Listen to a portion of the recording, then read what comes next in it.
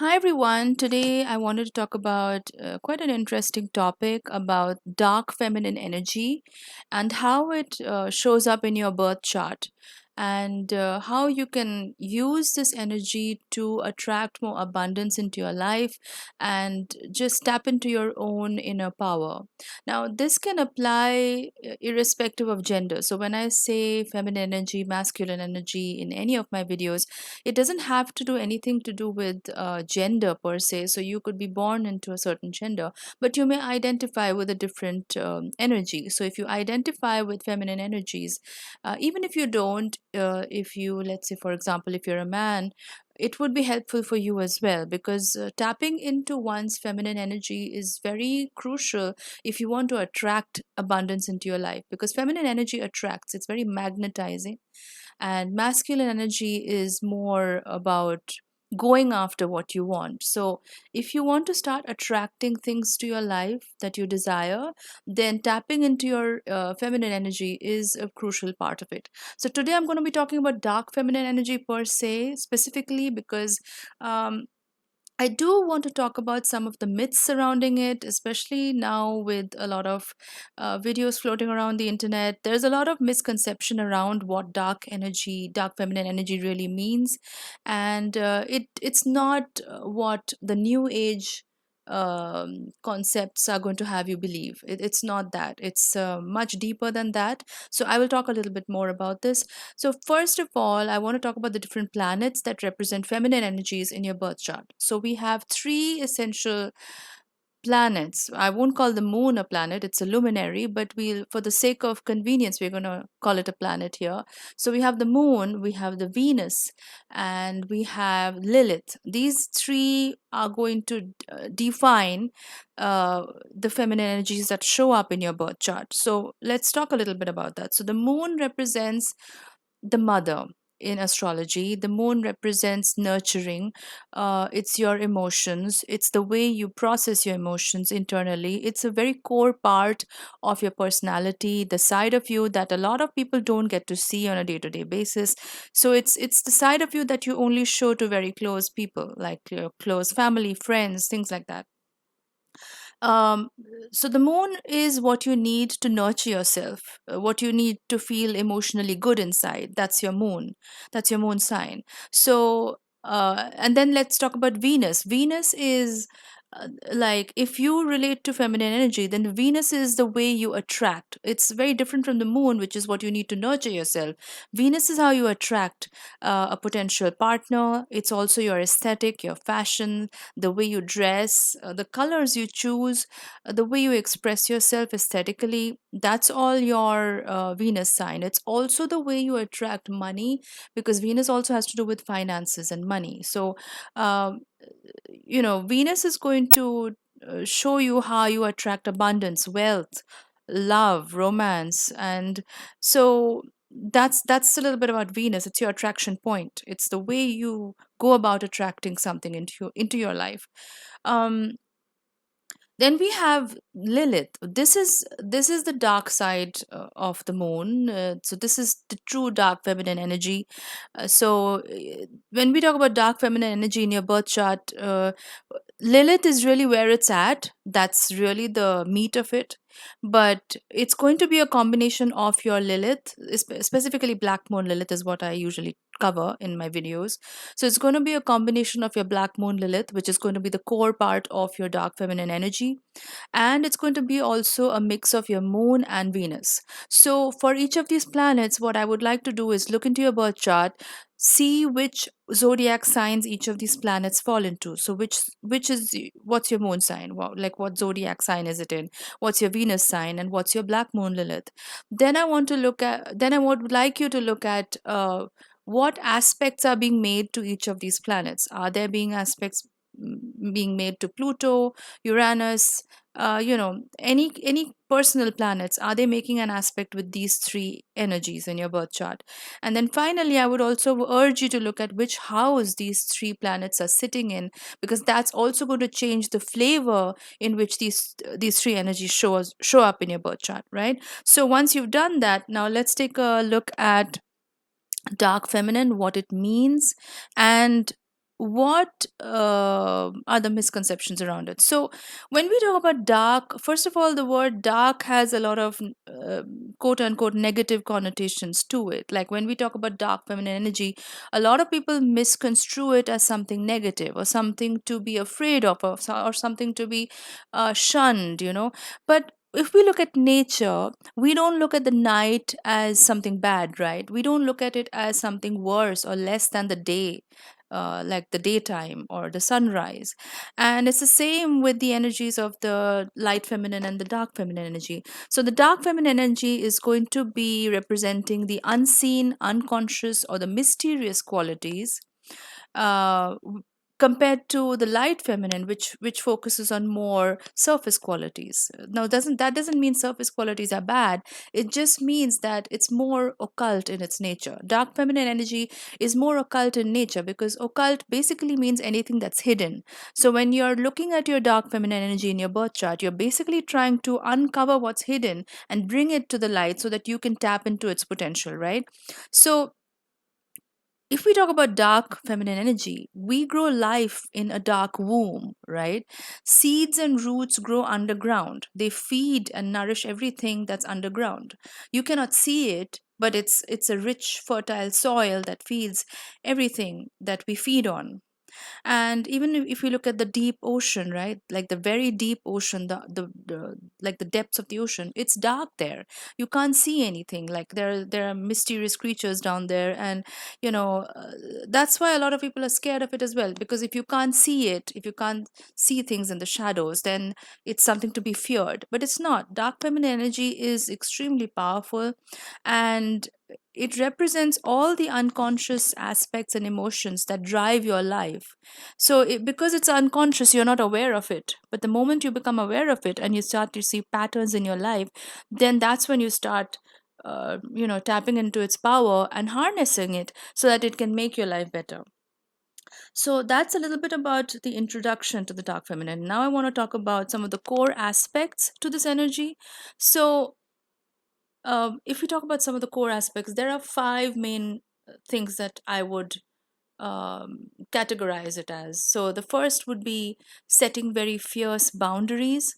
Now, one of the core aspects of dark feminine energy is the ability to say no, and that is also the ability to say no without any apology, and without having to over explain yourself and things like that, because society conditions women or the feminine energy to always be nice, be people pleasers, not rock the boat, things like that, and also not show your anger just to keep the peace, right? So but dark feminine energy is about doing all of that. It's about being able to say no without feeling sorry about it, or without even having to explain yourself. No means no. No is a complete sentence. And also not suppressing your rage just to keep the peace in a relationship or in a dynamic. That's a very core part of dark feminine energy. The second one is creative destruction.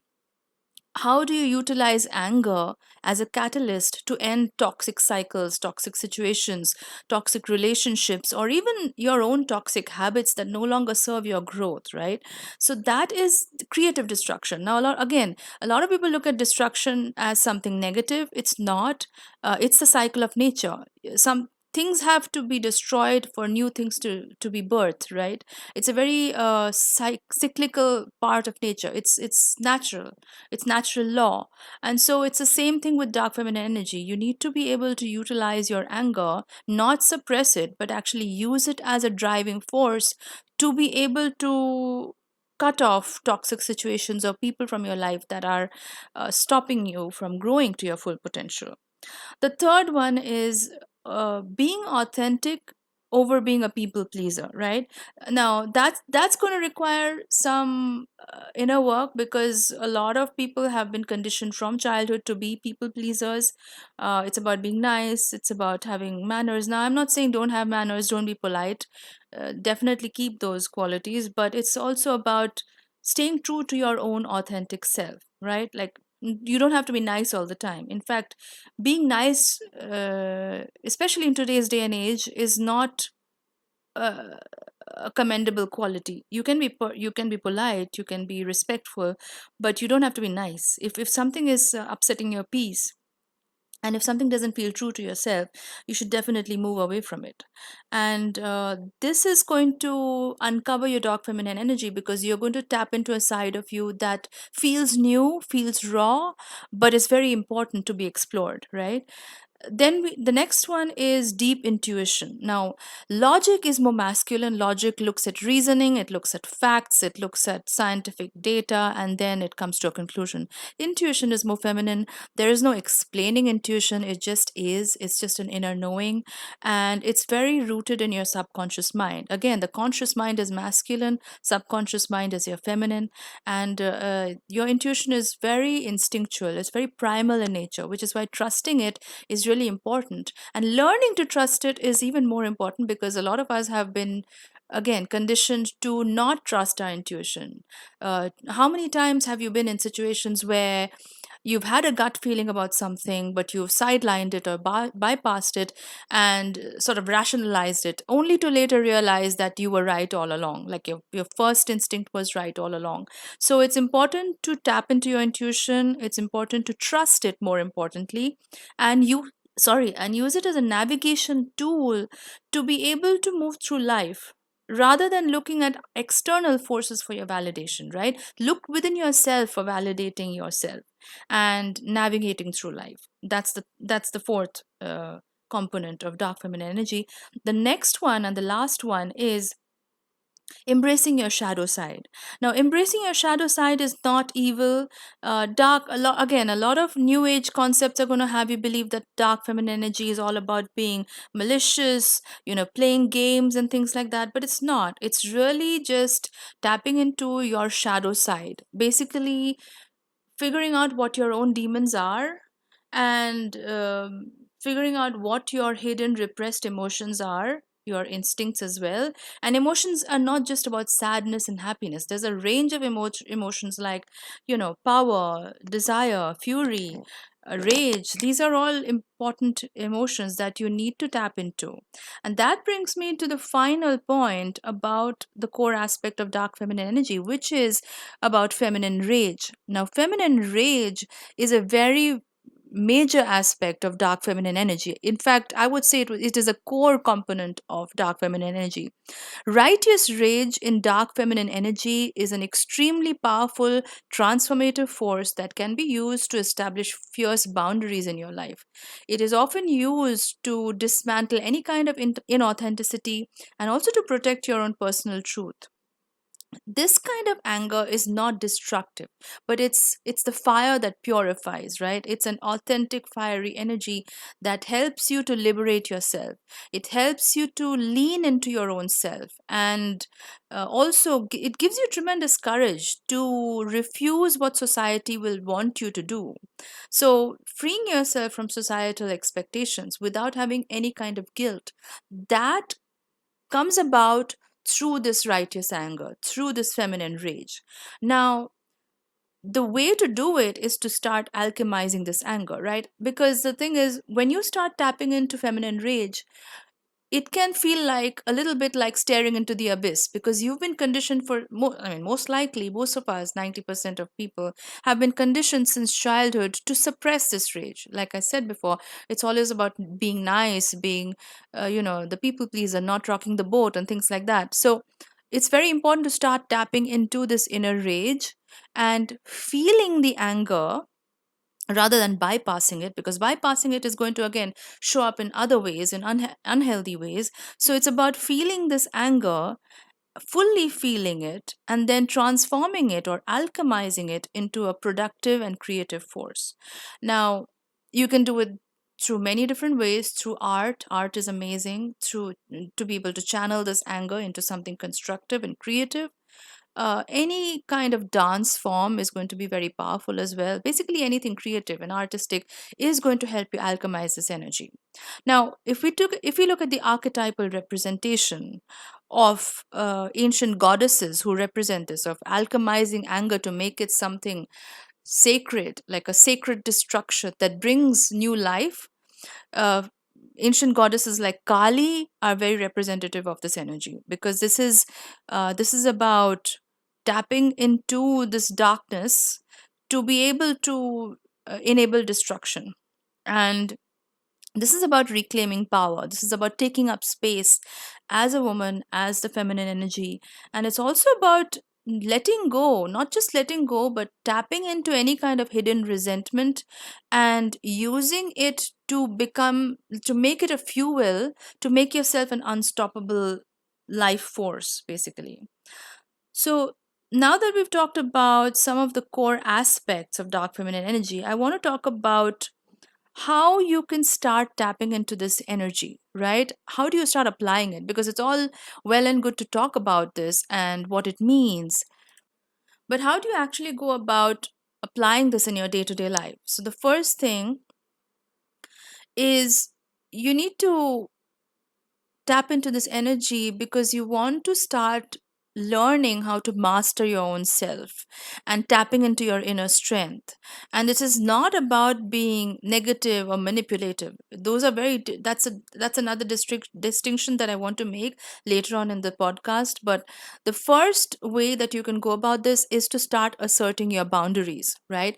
So you have to start knowing your value, basically what you bring to the table, your inherent worth as a woman, and the feminine energy. It's extremely powerful.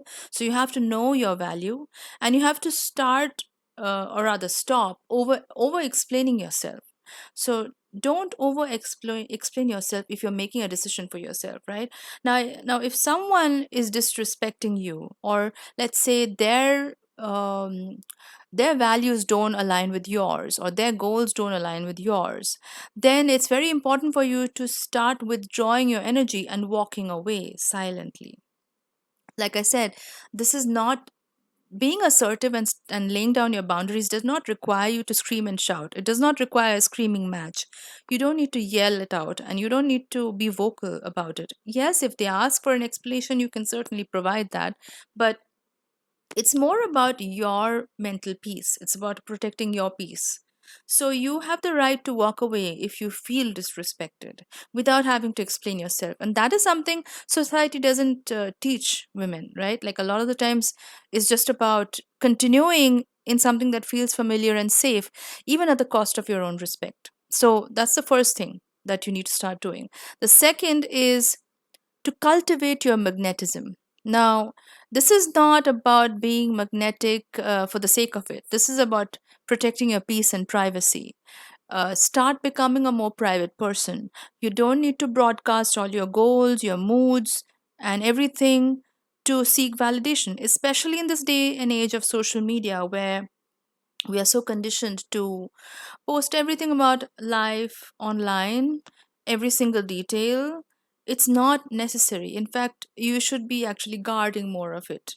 And you should be very careful, or rather discerning, on how you share information or what information you choose to share, rather than just putting it all out there, right? And that cultivates your own magnetism because you are keeping a side of yourself private, and that's very important.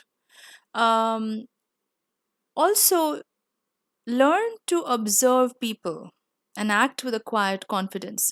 Now, if you've made a mental note about someone based on the way they act, you don't have to tell them what you noticed. You can make a mental note of it and make a decision accordingly.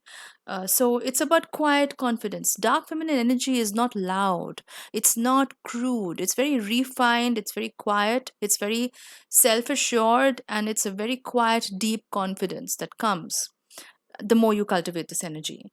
The third way that you should start doing this is through shadow work and alchemy. Um, that is about embracing the full raw spectrum of your emotions, right? From anger, sadness, rage, turbulence, turmoil, anything that you're feeling, you need to start embracing it and feel all your emotions. And rather than letting negativity break you down, you start processing all these emotions and channeling all these feelings into self improvement, and you start using it to motivate yourself and empower yourself personally. What does that look like? Making new goals for yourself, setting new goals for yourself. So you're transmuting this energy into something something that's actually productive and useful, rather than letting it sit in resentment inside you. The last way that you can do this is through practicing sacred selfishness. That means putting yourself first. You come first and foremost. You prioritize your own desires, your own passion, your own well-being. You boldly claim the life, the romance, the success, everything that you want, basically, without waiting for any kind of external permission. And that's really important, because in this day and age, a lot of people have been conditioned to believe that you should put others before yourself, you should put other people's interests before your own. And that's not true, especially if you're trying to tap into your dark feminine energy. This is about honoring your own self first. Does that mean you become a selfish person? No. You can still be nice to other people. You can still do things, good things for other people. But it cannot come at the cost of your own peace, your own authenticity, who you are as a person. So that has to come first. So it's very important to honor yourself as a sacred being, first of all, before you navigate anything else in your life, right? Now, this is a core thing that I want to talk about the next section, which is about falling into the trap of not being able to differentiate between what is dark feminine and what is toxic femininity, right? And social media will have you believe that these two are the same thing, but it's not. Dark feminine is extremely powerful. It's rooted in authenticity. It is not about playing games. It's about self discovery. Basically, you are your own competition. You're not competing with anybody else. You are your own barometer for everything in your life. So dark femininity is about self discovery. It's about making friends with your demons. It's about really learning who you are as a person. It's about setting boundaries without being apologetic. It's about mastering your own emotions without letting it sway you into destructive patterns. And that's how you start becoming an unstoppable force. And you become a beacon of light to people around you as well. Because when your own cup is full, you can start giving to other people, right? Now, toxic femininity, on the other hand, is rooted in manipulation. It is about utilizing dark psychology to hurt others and to play games just to seek external validation from a relationship or a partner. Now, that is not dark femininity. That is toxic femininity. And it's very important to make a distinction between the two, because these days a lot of social media posts have this notion that these are the same thing, right? Now, other ways to channel dark feminine energy is number one, you need to start trusting your gut. Like I said before, intuition is very divine, it's very feminine. You have to start listening to your body. If you feel a muscle contract inside of you, if you feel a gut tightening, then you need to start listening to it and leave situations immediately that make you feel uncomfortable. And you don't need to justify yourself in those situations. You don't need to explain yourself. Just listen to your intuition and leave. The second way is to start embracing silence. Don't engage in petty arguments if you're challenged. That is again leaning into toxic femininity. You want to tap into your dark femininity. So, your peace and your mental health are very important. So, make your absence be your strongest boundary. You don't have to explain it to anybody else. Just leave, right? You don't have to explain why you're leaving. Just leave. The third way that you can start channeling your dark femininity is to transmute the negativity. Now, become the alchemist in your own life. Transform any kind of pain, setbacks, or rejection into fuel and motivation for your own glow up, as well as your professional success. So, this is one way to repurpose that anger or rage, like I talked about before, that feminine rage, into something purposeful, into something meaningful that's actually going to bring some kind of concrete benefits into your life.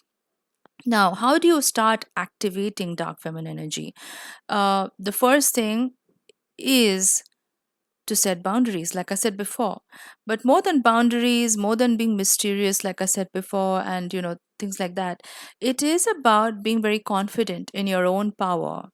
Now, this power is extremely magnetic because it comes from a place of truth. It comes from a place of authenticity.